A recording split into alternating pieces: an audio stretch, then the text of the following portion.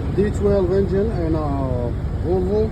Okay, so what we did just now, actually, like it took pretty much all day.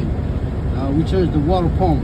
So the water pump was going bad. So at the beginning it was leaking oil at the bottom there, and then some cooling is going down. That's the whole water pump. All right.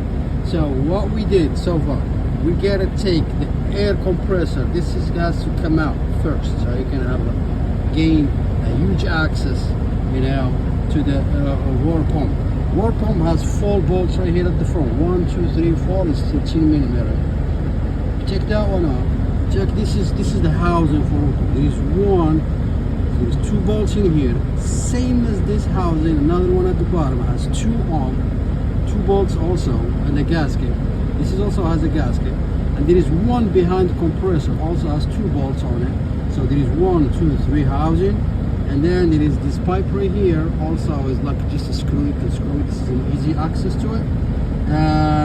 Of course, the air compressor, you gotta check this component. 1, 2, air filter has to come off, and then this spool, and then this pipe right here. This is the little challenging, but anyway, you got access if you have a wrench that take it. I think it's 32 millimeter.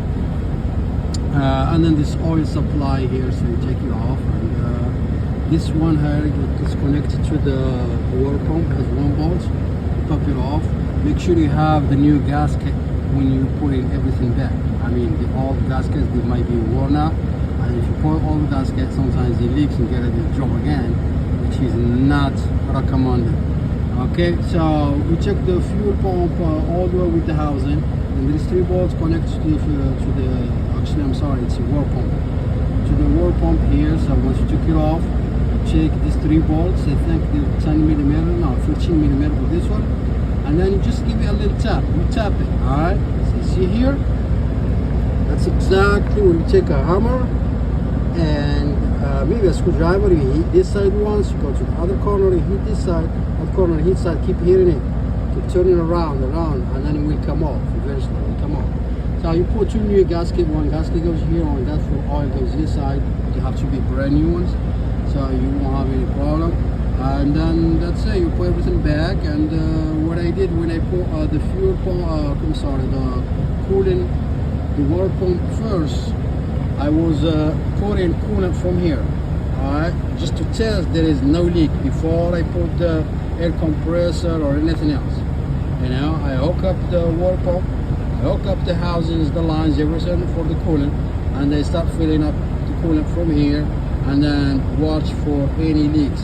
If there is no leaks, when this one is almost full, if there is no leaks, that means you're good to go. So then you put the air compressor back. I mean, it's easy access also to it. It's just 1 bolt, 2, 3, 4 bolts also. And you check this one housing here. This is the airline supply. And then you would be, if you check the air filter, you have plenty access to maneuver to get the air compressor out. Alright, so this video I did in a hurry because I was all day fixing this, and I just finished, and I wanna make this video because I don't wanna forget anything. So it will be fresh video for you guys. I hope it helps. If you get underneath here, see that filter right there? I tried to, it was so hard, and so I use a brush, and then finally I get take it off. But I'm gonna change it very soon. Alright, tomorrow once the dealership is open, go change it. So the crack set, it has to come off first, so you will have a lot of access to remove the